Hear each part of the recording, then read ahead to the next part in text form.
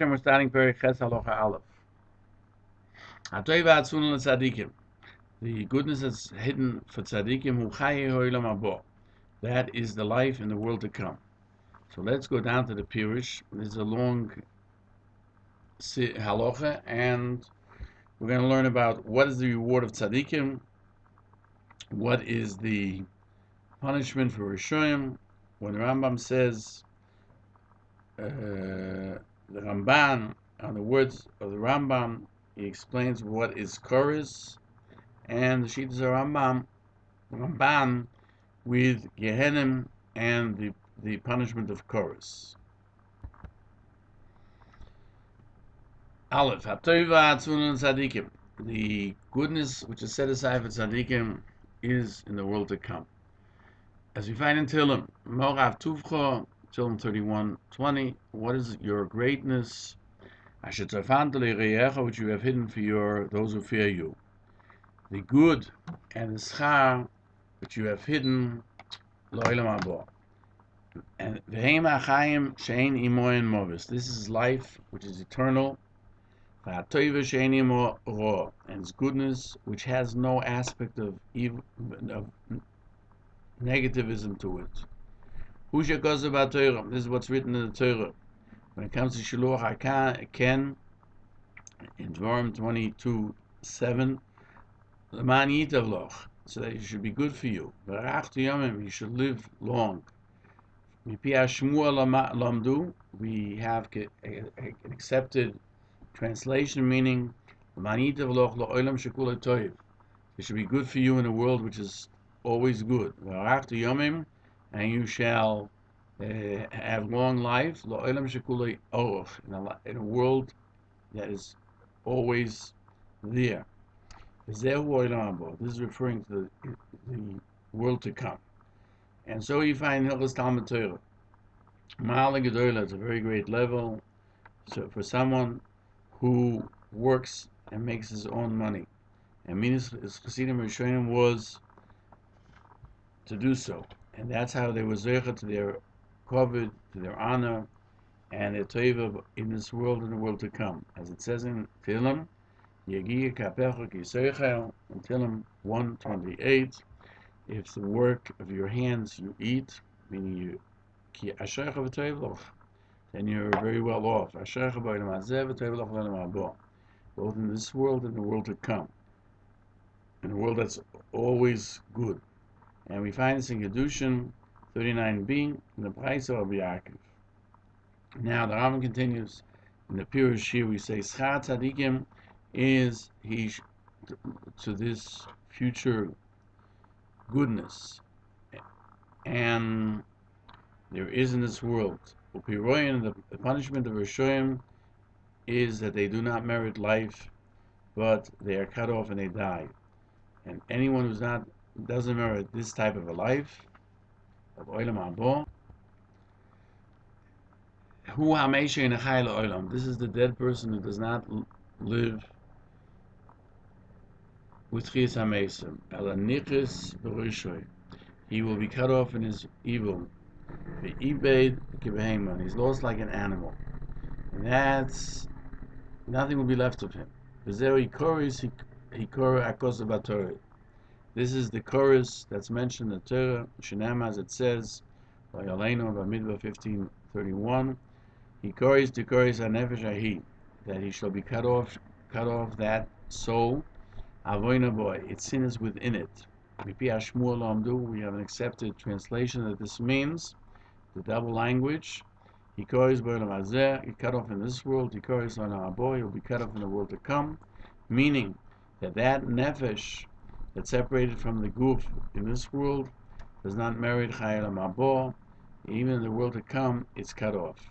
And so he writes in Halacha, hey, the nekoma, and there's no greater nekoma than that the soul should be cut off, and it will not merit having that world to come.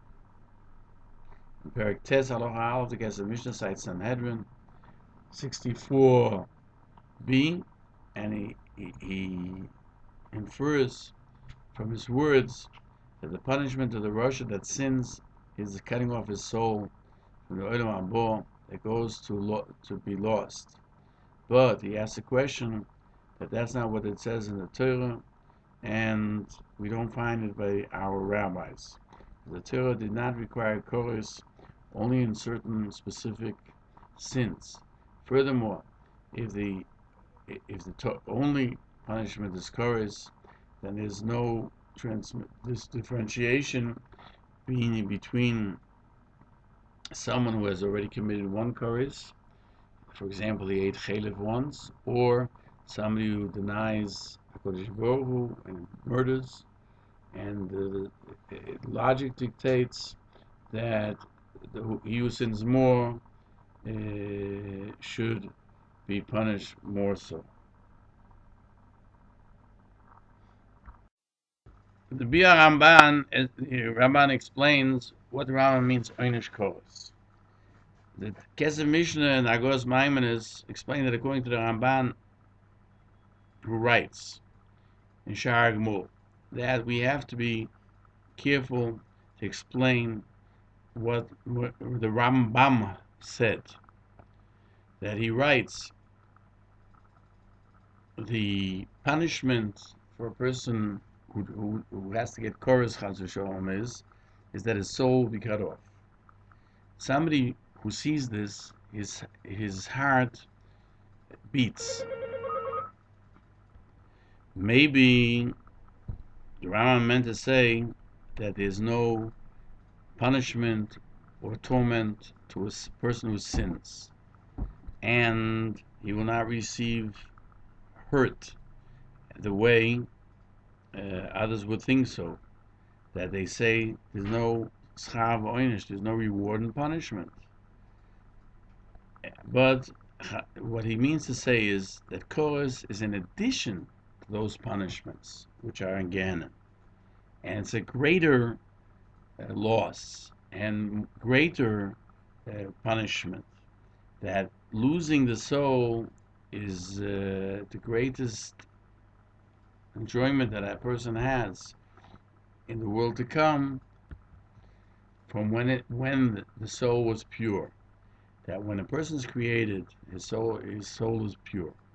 You take him from the place where the glory of the angels are, from a place that the angels are, in a sense, huge, or even above them. And that's where the neshama of a person from Yisrael is.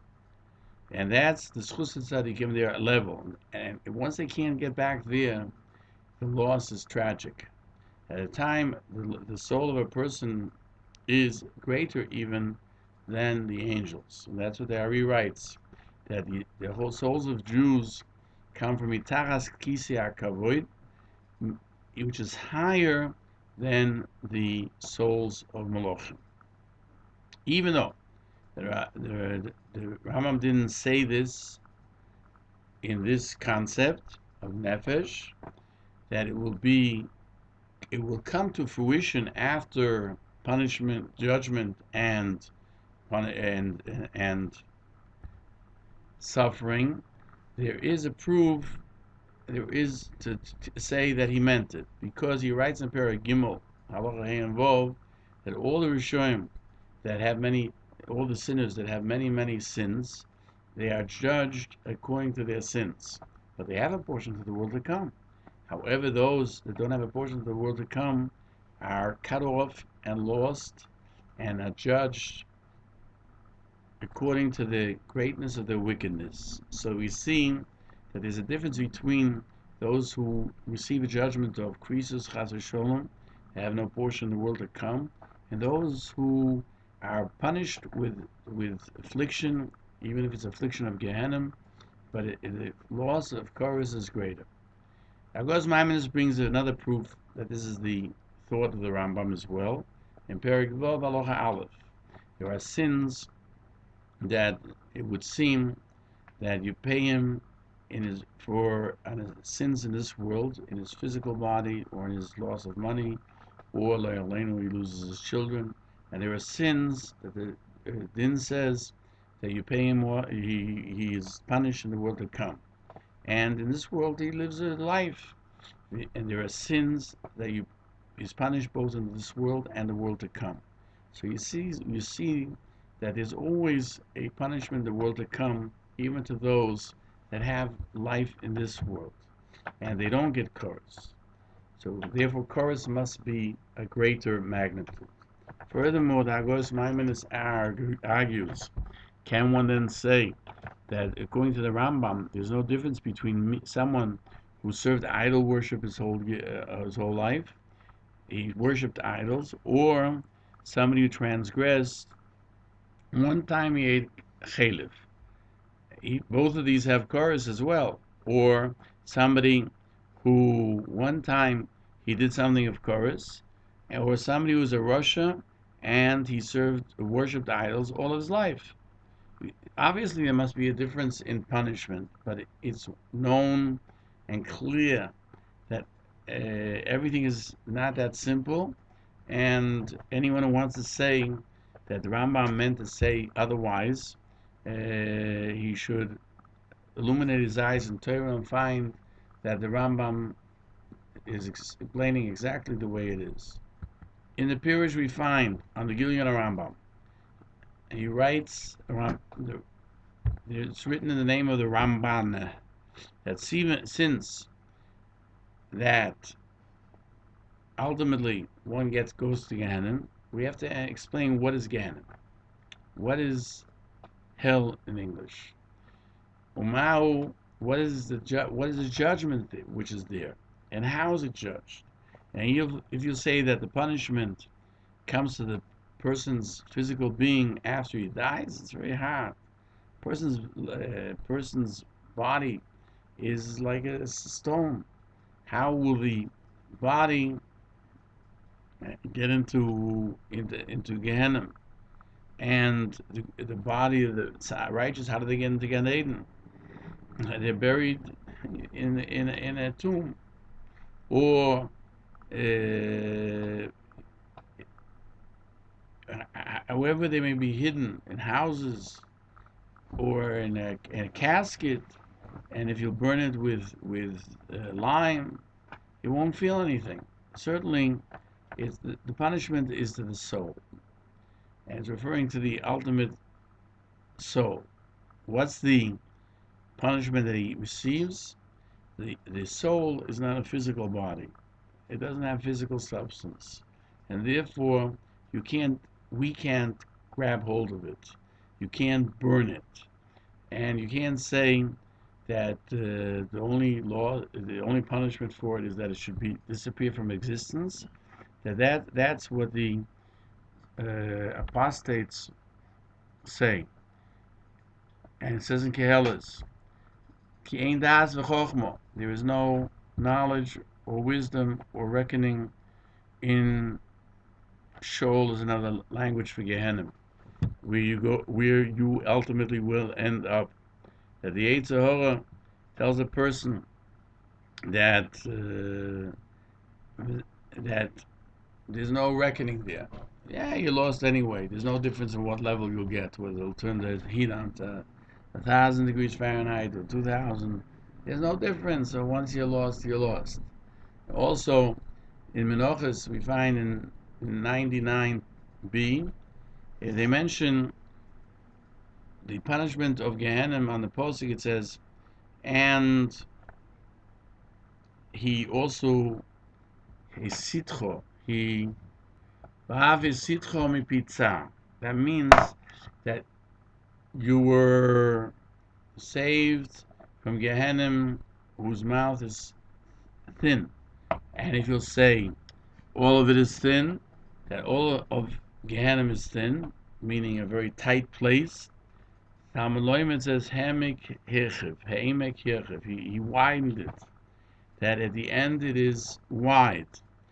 You will say there's no trees there, Talmud Loimet, that it's burning with fire and wood. That Gehenna has depth, it has width, it has fire, and that's how they measure. They say how long it is or how big it is. As we find out, Bishum and Levi says in Sha'ar Gmul, And we find in Erevin, Shloish Psochim Yesh Loi, there are 3 ways to enter Gehenna. It also says, Tu Ate Tomo, there are Begei Ben Hinoim, the Oilo Oshem Beneim, and the smoke of Gehenna comes out of that. That's the entrance of Gehenna.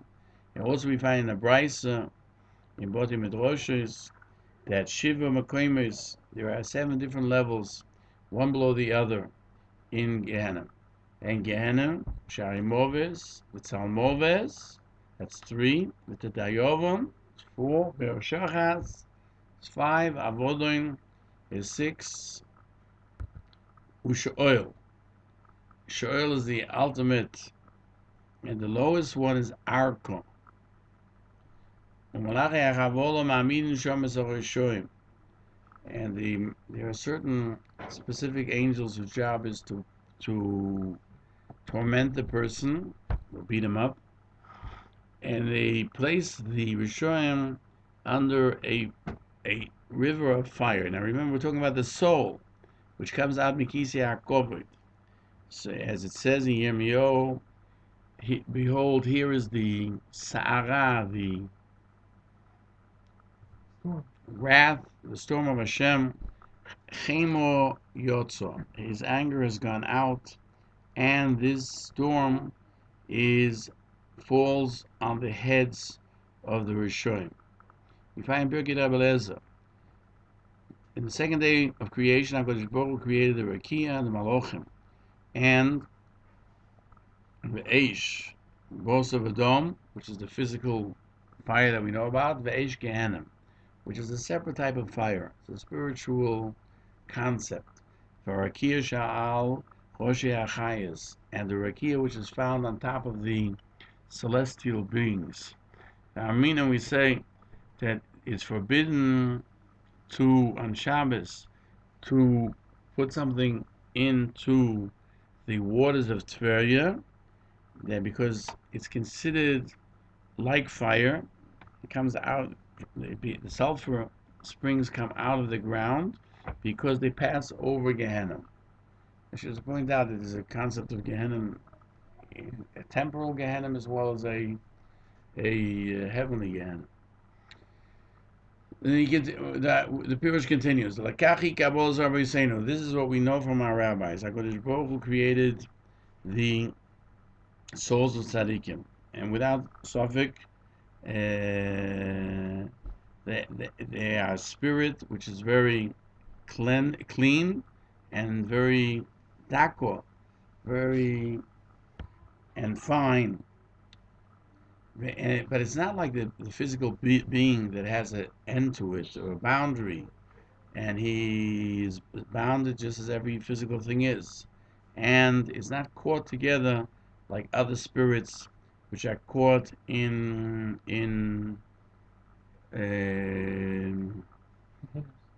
containers, because the spirit that we recognize, you could put it into a container. That's all we have. In fact, we put wine spirits in the containers, but it's like the Malachim, and there's no way to comprehend it from a physical aspect. The souls of tzaddikim are a spirit that no way can be understood in the physical world. As it says in the Pasuk in Bereshis, "V'yipach ba'apav nishmas chayim," that man was created and HaKadosh Baruch Hu instilled within him the breath of life, because from the soul of HaKadosh Baruch Hu it was given, and not because somehow something was activated in this world to give him life.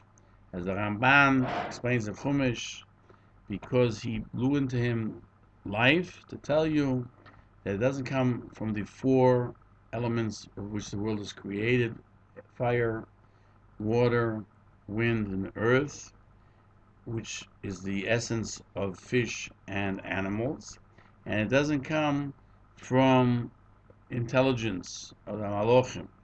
It's Ruach Hashem HaGadol. It's a certain uniqueness, portion L'Kai Mimar, and therefore it's HaKadosh Baruch Hu created a place which is called Gehenna, and he put into it a very specific fire that is not also something which is a celestial thing, to catch those things which need to be punished. The spirit, the neshama, that has to be punished, and that's where we can understand how fire burns the spiritual delicate being, because the fire of Gehenna is of the same essence. It's not physical. Therefore, it has the ability to take the soul, and Chas v'Sholom, if you have chorus, if someone's liable for chorus, they would receive chorus. V'som koyach ha'esh, and he placed this spiritual fire in that place which we mentioned, just like the angels and their groups in the Galgalim in the heavens. This fire is like the strength of the Malachim and the Galgalim in the heavens, that they're not a physical aspect that we can grab them with our physical senses. The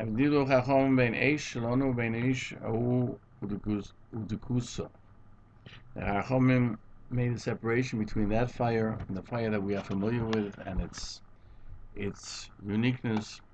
For they said in Psalm 54a, that our fire on Moshe Shabbat was created, and Orgus Gehenna was on the second day of creation. And in order to make it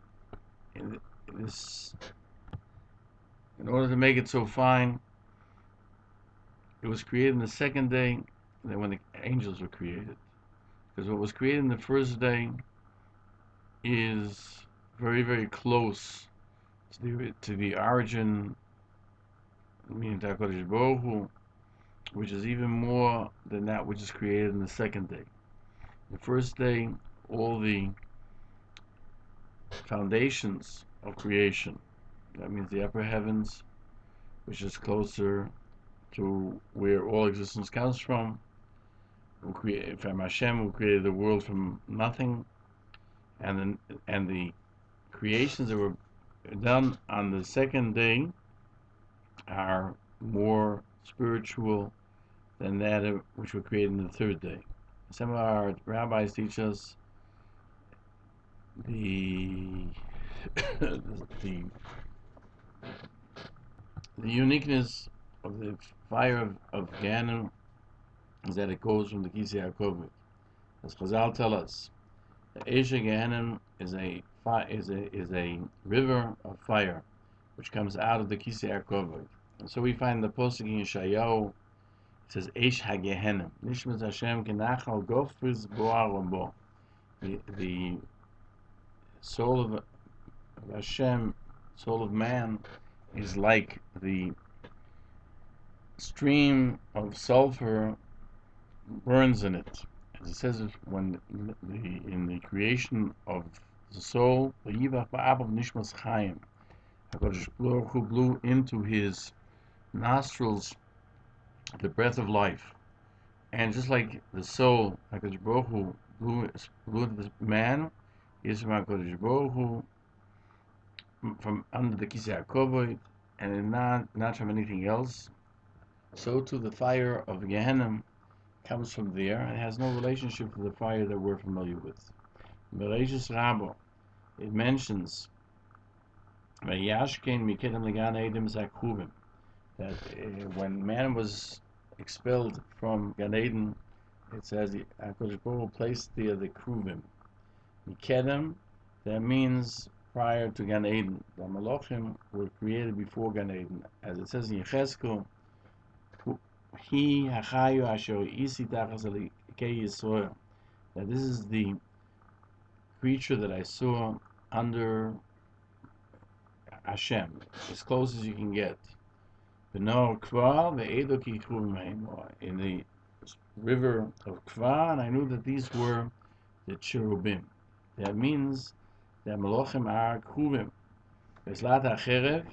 And the knife that continues to turn, as it says in Tillim, Mishosov Eish Loyhet, that his tenants are all a flowing a fiery, burning fire. They themselves are the age of Gehenna. Hamisaperes, that they turn over. Sometimes men, sometimes women, sometimes spirits, sometimes melochim. Furthermore, it says, Mikedem, what does it mean? Before. Mikedem means to the east, it also means before, from before. Before Gan Eden was created, Gehenna was created. Gehenna was on the second day, Gan Eden on the third day. Veslat HaCherev, and it talks about the knife that continuously turns. It's referring V'lahat, that Sraf Oisam Hayom Habo, that you should burn them this coming day. V'yadua, and it's known without question that the fire that is in this world does not consume the soul, because even the oxygen of the world doesn't get burnt or consumed from the fire. That's the most intangible thing that we have. You can't grab it with your hands, but it is not burnt. It doesn't get grabbed by it. But in the same way, like Hakadosh Baruch Hu created the souls, the schuz, the merit of the righteous, the pure Yisborah Shemai. So too, he could create this type of. The one who created the soul has the ability to create something to destroy it as well. Not like a fire that comes from a glowing, burning item, and not even like the basic fire which is found within Galgal Ha'esh, can be translated in a few ways. Well, let's translate it for the moment. Is like within the earth is the molten fire that we have. Yesod Ha'esh, the foundation of fire, is one of the four foundations of the world is made up, as we mentioned earlier, from fire, spirit, wind, water, and dust or earth, as we explain in Hilchos Tshuva, and that fire, which is the basis of our world, even though that it's also very, very unique, it can attach itself to the other three elements. But the fire of Gehenna is not like that fire, but it is much more unique in its essence. And if you'll say, how is it different? The soul went into the place of Gehenna. The soul is an item which is pure, and it has no place. And how in Gehenna, which is a specific place, how does it fit in? So you can say, when we find that the soul of every person resides within him, has an attachment to the physical being. So we see that there is a way to attach it to something. But we find some of those who are philosophers that say that this creation is the eternal soul, which gives the life, and it has a second one in the man, which is more animalistic, because animals also live, and these two are together, the neshama, as we call it, and which is the nefesh, and within the physical man of blood. And the two of them together is like the fire attached to the wood. That if you look at the fire, there's no physical aspect to it, and the one who put them together, just like you put together oxen under a yoke, the combined the nefesh, which is spiritual, with the physical body, and attach them together. That's a creator. He can also attach them into that place of Gehenna through a connection in that place. Now we'll explain what is this terrible punishment of Korus. And it means the loss of the soul itself. So we find the Sifra in Torah's Kahana, because it says Korus b'chol mokim. I don't know what it means. Talmud Loim says in Vayikra, Vavadi is hanefesh ahu. The earth specifically mentions that the soul is lost. The Korus, which is loss. But Eino Ha'avdon Hazeh Eino b'lo yoinish. That it's not just that the soul is lost and it's erased, but it goes through a terrible pain and suffering, because it's impossible that it should be lost when the soul dies, when the physical body dies. Just like it's impossible for a malach to become nullified with the concept of what we learned in Yesod HaTorah by the four elements not being able to hold it together. And he's not like the behemoth, which goes back to its original physical carbon of air and it's the four elements, like other things that are physical, which when they leave this world, they go back, and in a sense, Einstein's theory that energy or existence is never lost. Everything that's in creation, including the living things that were created from the earth, after they die, they don't technically lose it completely. You have the carbon going back to being carbon, and the water goes back to being water, and etc., etc. And there's nothing from the world began till today that it wasn't there. It was there. That's true with this neshama. It can't be that it gets lost and it goes back to its four elements, because it's not from them. This nefesh, the soul, is in additional to what we call life by an animal.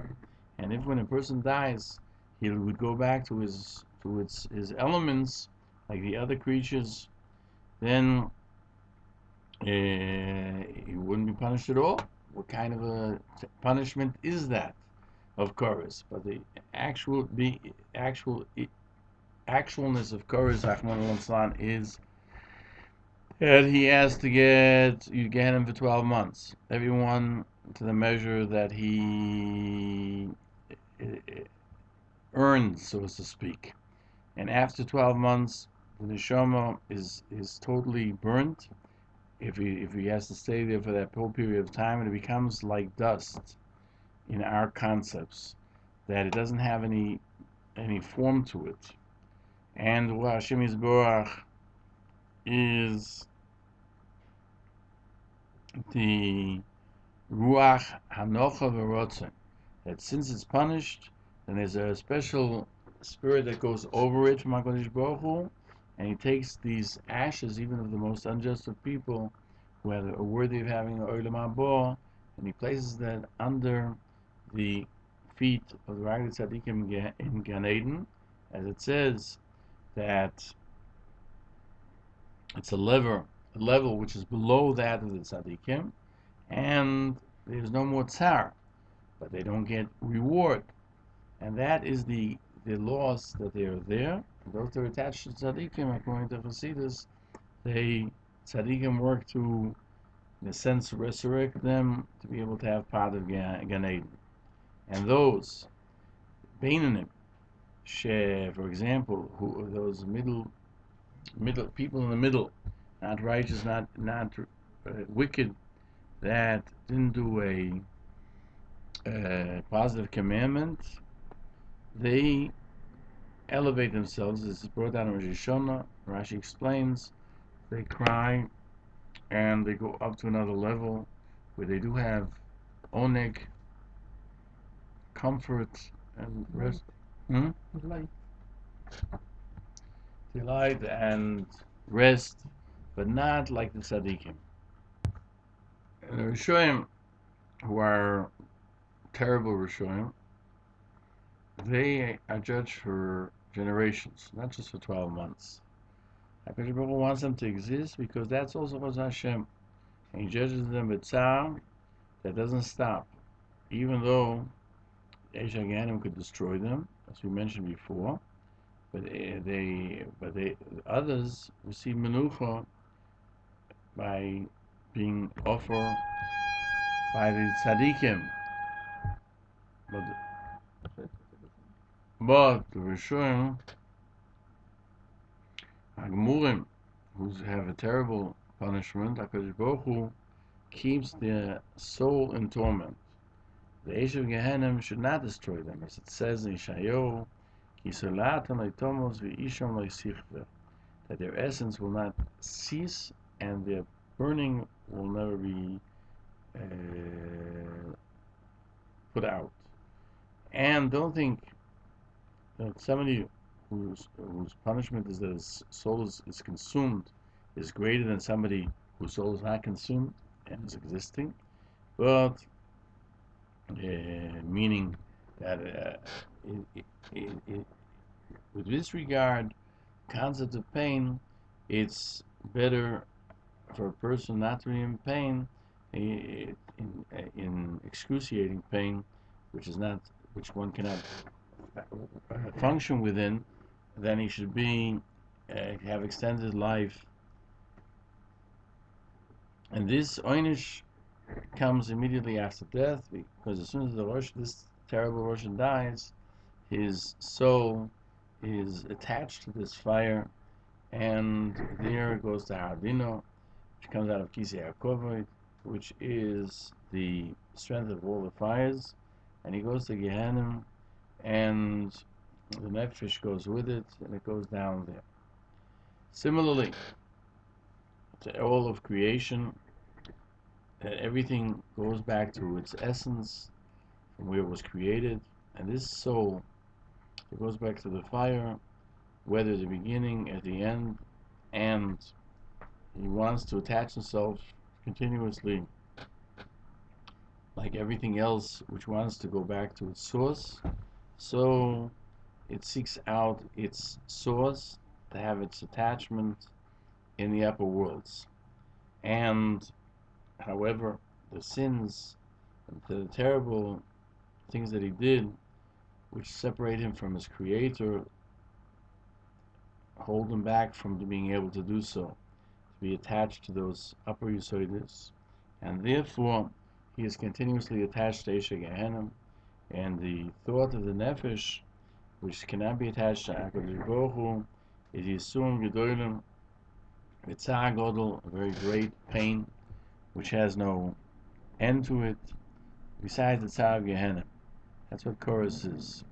He's torn from his Yesod, as we find a branch which is taken off from the tree, that it lives from it. So too the nefesh is taken off from the tree of life, and therefore it's called chorus. Now this chorus that we just explained, which is the loss of the nefesh entirely,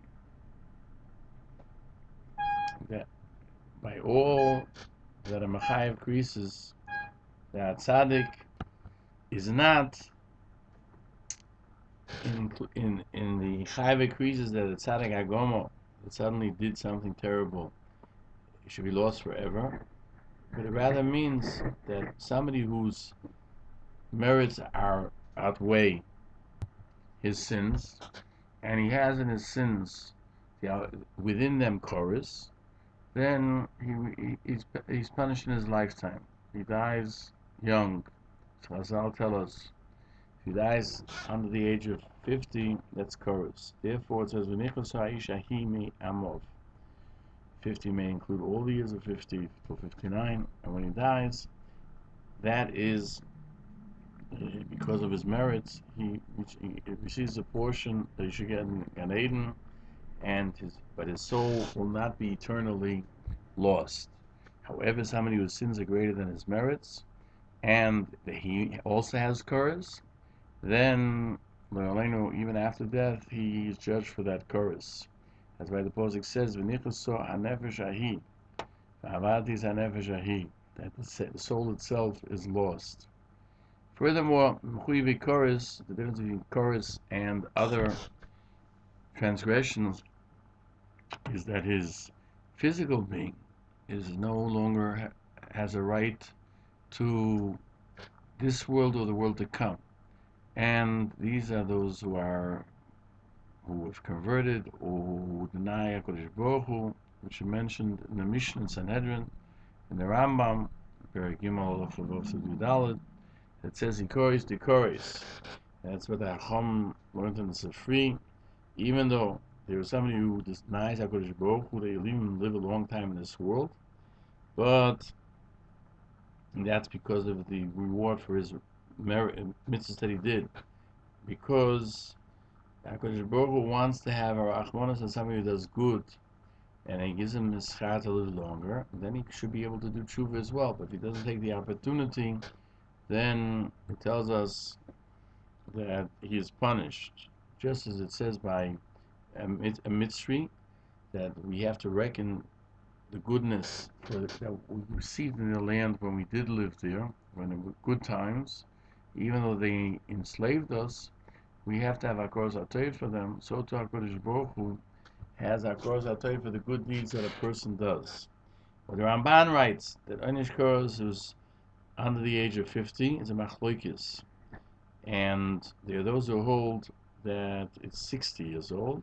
According to the Yerushalmi, it's 50 years old. And Toises writes, of course, it's Chas v'Sholom that his children die during his lifetime. According to the Rivo, they die only where the Torah says Aririm Yamusu, which means they should die without children. Rahman al-Islam. The Agoras Maimonides writes, the Lashon of the Rambam, Teida you should know and understand. The creases which is mentioned Benefesh is the punishment of Koris. B'tochen Godel B'kiyum Anafoshes Achei Amiso, belief in the fact that the soul continues after death, and the giving of reward in the world of neshamis. That's part of Schar V'Onish. That's one of the major precepts of faith. That he gives the tzaddik the betochen that there is reward after death in the world of souls. It says in Shmois, meaning Milifonai, before Hashem, that the sinner's soul will be cut off because of his sins. And those souls that do not sin will be existing before him in that world. Therefore, the Rambam explains, because the sin which is within him will be cut off. Because the neshamas olam Hashem, because the soul of man is the fire of Hashem, which was placed into his nostrils by Mipi Elyon, as we find in Bereshis, a chelik of a portion of Hashem above. Now, binyan alitomos, from itself, it's not going to die. It's not something that comes up from foundations that will fall apart. That it will not lose its being, but its existence is forever, just like those things which are beyond our comprehension, the Malachim, and all that takes place in heaven above, and they exist. Therefore, the Pasuk didn't tell us that the schus of the mitzvahs we shall exist. Therefore, it doesn't tell us in the Torah what is the reward in the world to come, because the Torah didn't have to tell us the reward that the Nefesh has, because that will remain forever.